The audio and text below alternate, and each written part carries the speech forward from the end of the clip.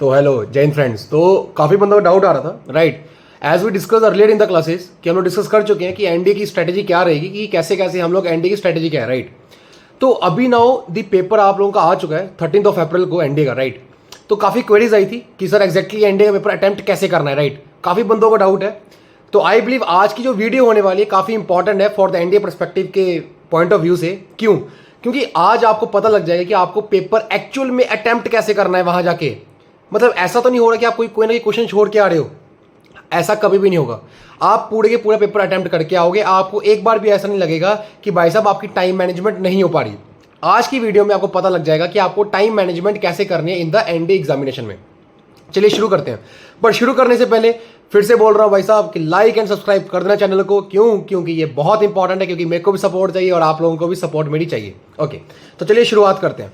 सबसे पहले let's talk about कि यार जब भी हम लोग एग्जामिनेशन हॉल में जाते हैं, एग्जामिनेशन हॉल में देखने के पहले जब हम लोग देखते हैं आसपास, तो हम लोग देखते हैं यार कि ये बंदा भी आ रखा है, इतने बच्चे हैं, इतनी लड़कियां हैं, तो हम लोग काफ़ी घबरा जाते हैं। इट्स अ ह्यूमन साइकोलॉजी कि हमारा जो सबकॉन्शियस माइंड होता है वो ऑलरेडी डरा होता है और हम लोग और डर जाते हैं। तो उसी डरने की वजह से क्या होता है, आपने को पेपर बेशक एकदम आता है और आपका पेपर का सत्यानाश हो जाता है। उस सत्यानाश को बचाने के लिए एक सिंपल सी ट्रिक है मेरे पास कि भाई साहब अपने मुंह में चिंगम चबा लेना। अपने मुंह में एक चिंगम चबा लेना पेपर से पहले पहले। मतलब जब एग्जामिनर हॉल से जाओगे चिंगम को फेंक देना। आई बिलीव आप लोगों को थोड़ा लग रहा होगा कि क्या बोल रहा हूं, बट यस, ये थोड़ा सा तो आप लोगों को पॉजिटिविटी देगा। चिंगम चबाना क्यों बोल रहा हूं इन द सेंस में, ताकि आपको थोड़ी बहुत ही पॉजिटिविटी मिले और आपको कॉन्फिडेंस लेवल आपको आए कि आप लोग डरो मत कि भीड़ को देख के, राइट। सेकंड थिंग है कि आपको कभी भीड़ को देख के डरना नहीं है। यार देखो सिंपल बात है, आप लोगों ने इतनी प्रिपरेशन कर चुके हो ना, आप लोग इतने मॉक टेस्ट लगा चुके हो, तो आई बिलीव अगर आपको पेपर नहीं आता होगा तो फिर भाई साहब किसी को भी नहीं आता होगा। और अपने आप पे इतना फेथ रखना कि जब मैथ का पेपर होगा कि अगर कोई भी क्वेश्चन आपको नहीं आता है तो इसका मतलब किसी और को भी नहीं आता होगा।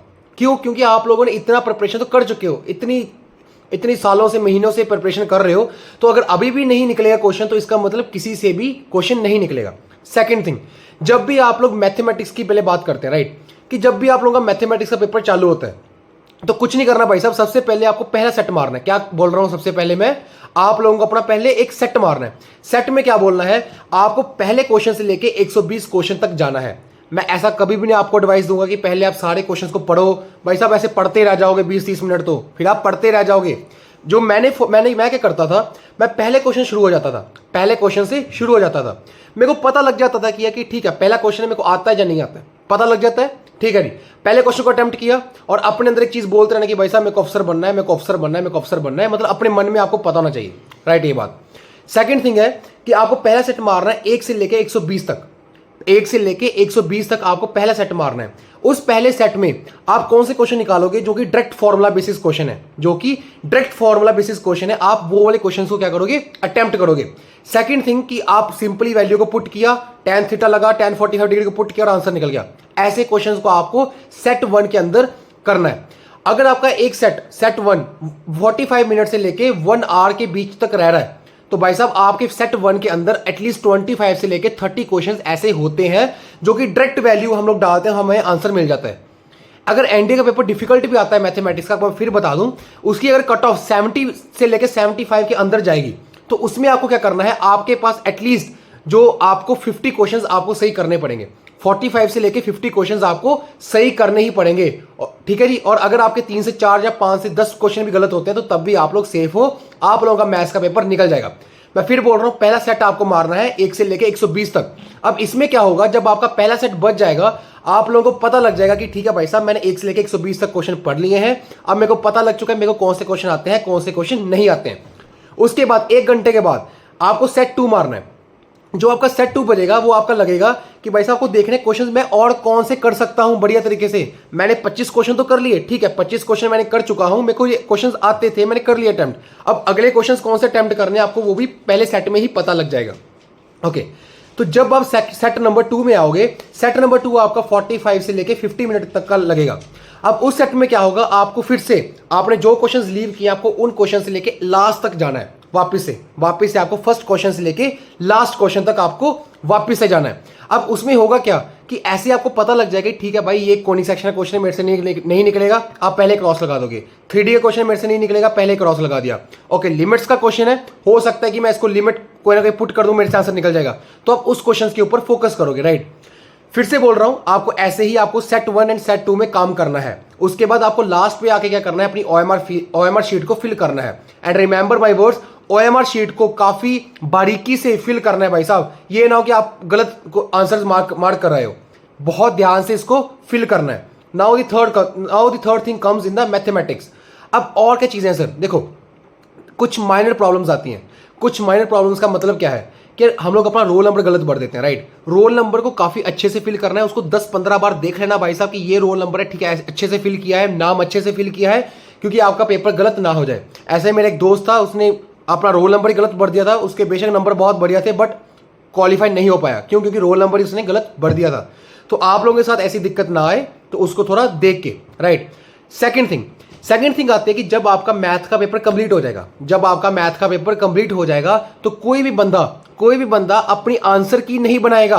उसके बाद एक बार मैथ्स का पेपर खत्म हो गया, उसके बाद आंसर की नहीं बनानी है। क्यों? क्योंकि भाई साहब अगर आपको पता लग जाएगा कि आपके क्वेश्चंस गलत हो रहे हैं, अगर आपके 5 से 6 क्वेश्चन में किसी लड़के ने बोल दिया कि आपके गलत है, तो आपका पूरा का पूरा कॉन्फिडेंस लेवल लूज हो जाएगा। बेशक आपका मैथमेटिक्स में आपके नंबर बन रहे थे, बट फिर भी आपका जो होगा, आपका एकदम पेपर बर्बाद हो जाएगा GAT का। क्यों? क्योंकि देखो मैथ्स में आपको नंबर कितने चाहिए, 75 से लेके 80 मार्क्स चाहिए। अब गैट में कितने चाहिए? गैट में आपको 300 से लेके 350 के बीच में नंबर चाहिए इस बार जो अगर पेपर इजी आएगा, तो मैं फिर बोल रहा हूं उसकी कट ऑफ 350 से लेके 360 तक जाने वाली है, राइट। तो ये स्ट्रेटेजी रहेगी कि आपको अपना मेन फोकस जो है वो गैट के अंदर देना है। उसके बाद जब आपका मैथ्स का पेपर खत्म हो जाएगा, बाहर जाके आराम से चिल करना, बैठ जाना, किसी को नहीं बुलाना भाई साहब, मेडिटेशन करो। Meditation is the power and एक की होती है अपने माइंड को काम रखने के लिए, राइट। तो meditation is very very important. Okay, एक बार आपकी मेडिटेशन कंप्लीट हो जाए, जब आप सेकंड GS पेपर के अंदर जाओगे, राइट। अब GS पेपर में क्या होता है, सबसे पहले आपको अटेम्प्ट क्या करना है। देखो कोई बंदा भी सबसे पहले और कुछ अटेम्प्ट नहीं करेगा, सबसे पहले इंग्लिश को अटेम्प्ट करना। क्यों बोल रहा हूं? देखो जो इंग्लिश होती है ना, फॉर एग्जाम्पल अगर आपसे 10 या 20 क्वेश्चन अगर आपसे निकल रहे हैं, तो आपको अपने आप के ऊपर बहुत ज्यादा कॉन्फिडेंस लेवल आ जाएगा कि यार ठीक है, मैंने 30 क्वेश्चन अगर इंग्लिश के निकाले हैं तो मैं और भी कर सकता हूं, राइट।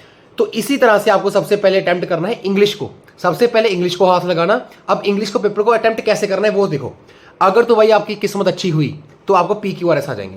अगर PQRS आते, सबसे पहले PQRS को अटेम्प्ट करना।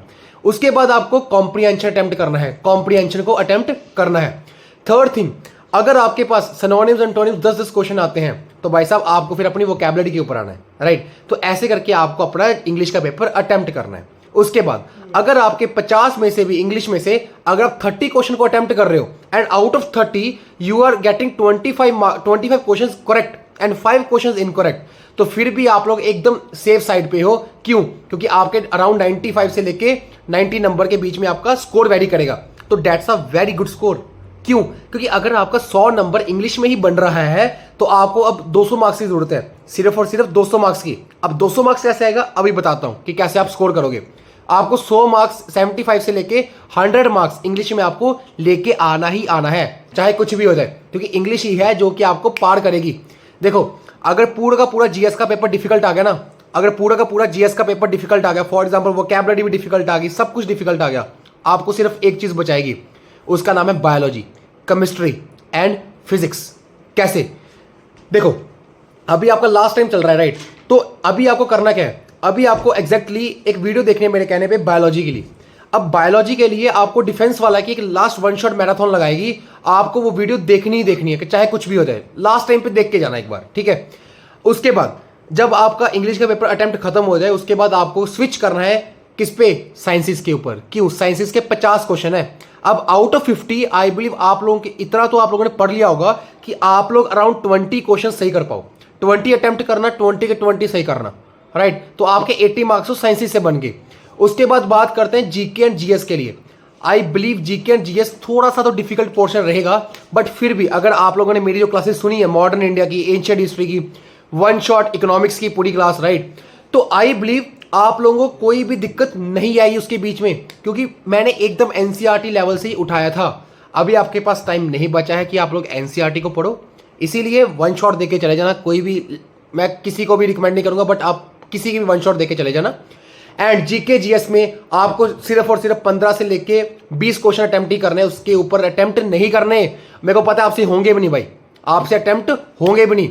अब कुछ एक इंपॉर्टेंट टॉपिक्स है ज्योग्राफी के लिए, आप पढ़ के जरूर जाना इसमें से। दी पहला मेन टॉपिक है ड्रेनेज सिस्टम, इंडियन ज्योग्राफी में ड्रेनेज सिस्टम है। The second main topic is about the Himalayas के लिए, right. And third topic is about the geomorphism में जो आपका आता है, that is volcanoes and earthquakes. Volcanoes and earthquakes में काफी ज्यादा क्वेश्चन क्या करते हैं, पूछते हैं वो लोग। अब मॉडर्न इंडिया में आ जाओ। मॉडर्न इंडिया में सिर्फ एक चैप्टर कर जाना अगर आपने मॉडर्न इंडिया नहीं की है, that is advent of Europeans, कि हमारे देश में यूरोपियंस कैसे आए थे। एंड उसके बाद गांधी मार्च के बारे में और गांधी एरा के बारे में थोड़ा सा पढ़ लेना, थोड़ा सा गांधी एरा के बारे में स्टडी कर लेना। पॉलिटी मत करो, इकोनॉमिक्स मत करो अभी, क्यों? क्योंकि अभी टाइम बचा ही नहीं है। अगर आपने करी है तो दैट्स वेल एंड गुड, अगर आपने नहीं करी है तो जस्ट लीव इट, राइट। तो आई बिलीव अगर आप लोग ये स्ट्रेटेजी के साथ पेपर फॉलो करोगे तो आई बिलीव कि आपका पेपर 100% आपको ऐसा लगेगा कि मैंने 100% अपना पेपर अटेम्प्ट किया है और मेरे को पूरा का पूरा टाइम मेरे पास था पेपर को अटेम्प्ट करने के लिए। बाकी मेरी फिर से एक बात याद रखना, डरना किसी से भी नहीं है। पेपर में जाके जो भी होगा देखा जाएगा, समझ रहे हो? जो भी होगा देखा जाएगा, इतना तो भाई सोचना है ही नहीं जिंदगी में, ठीक है जी। अब देखो, इतना आप लोगों ने प्रिपरेशन कर चुके हो, मेरे को लगता है कि भाई आप, अगर आपका पेपर क्लियर नहीं होगा तो भाई फिर किसका क्लियर होगा, ये भी तो देखो। अगर आप लोगों का क्लियर ही नहीं होगा तो फिर किसका क्लियर होगा पेपर? तो मेरे को पूरा फेथ है आप लोगों पे कि आप लोग जाओगे और झंडे गाड़ के आओगे और पेपर को क्वालिफाई डेफिनेटली करके आओगे, राइट। तो बाकी जब आपका पेपर क्वालिफाई हो जाए तो भाई वीडियो पे जरूर आना और बताना कि भाई साहब पेपर में कितने नंबर आप लोगों के बन रहे हैं। इसके बाद आप लोगों के लिए एक्सपेक्टेड कट ऑफ का भी आ जाएगा कि आपके कितने एक्सपेक्टेड कट ऑफ जाने वाली है, राइट। एंड बाकी मेरी तरफ से एक कोट है आप लोगों के लिए, हमें कोई मिटा दे इस जमाने में दम नहीं, क्योंकि जमाना हमसे है, हम जमाने से नहीं। That's a very powerful word. तो आप लोगों को करना पड़ेगा, अपने माइंड के अंदर सोच के जाना कि now you are an officer, आप लोग अफसर बनने जा रहे हो, तो आप लोगों को करना ही करना है, राइट। बाकी टेक केयर, वंदे भारत, वंदे मातरम, जय जवान जय Bharat from my side. Thank you so much, जय हिंद।